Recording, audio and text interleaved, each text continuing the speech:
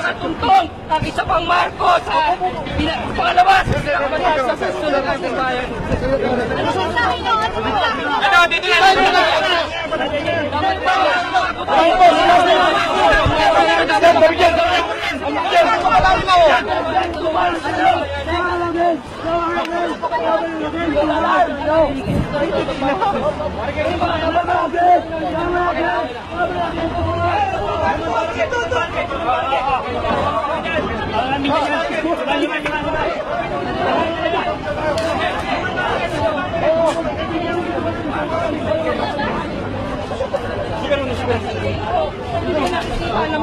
Ang talagiman ng Marcos.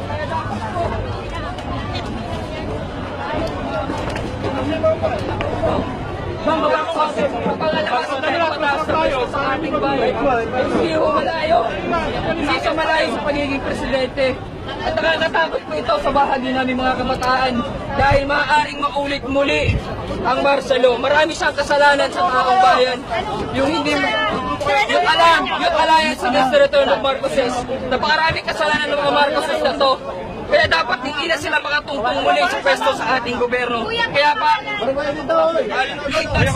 Lloyd Magsoy, spokesperson ng yung Alliance Against the Return of Marcoses. Kaya panawagan namin sa lahat ng mamamayang Pilipino, never again, never again, never again to Marcelo! Never again, never again, never again to Marcelo! Panawagan po namin na dapat yung mamayang Pilipino balikan nila yung kasaysayan na ang mga Marcoses ay mga diktador. Ang mga Marcoses ay nagpapatay na marami mga aktivista, mga simpleng mamamayan ng panahon ng Marcelo. Malagim ang panahon ng Marcelo. Kaya ayaw natin maulit ito. Tandaan po natin, si Marcos mismo, sinasabi niya golden years ang Marcelo.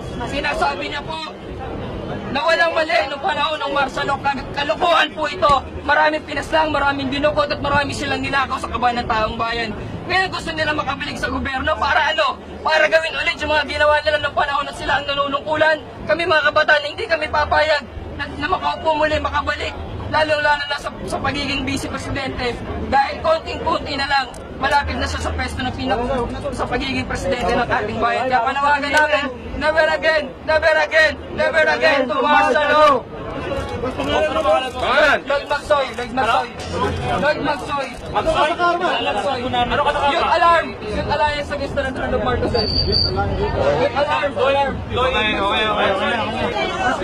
Never again, never again, never again to Marcelo! Never again, never again, never again to Marcelo! Never again, never again, never again to Marcelo! Never again, never again, never again to Marcelo!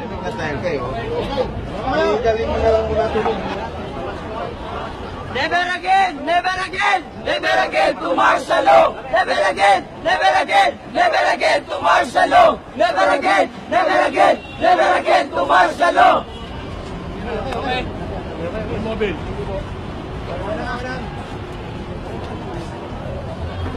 Yung mobile, nandiyan na. Sa isang tao lang yan, ha? Hindi na? Hindi.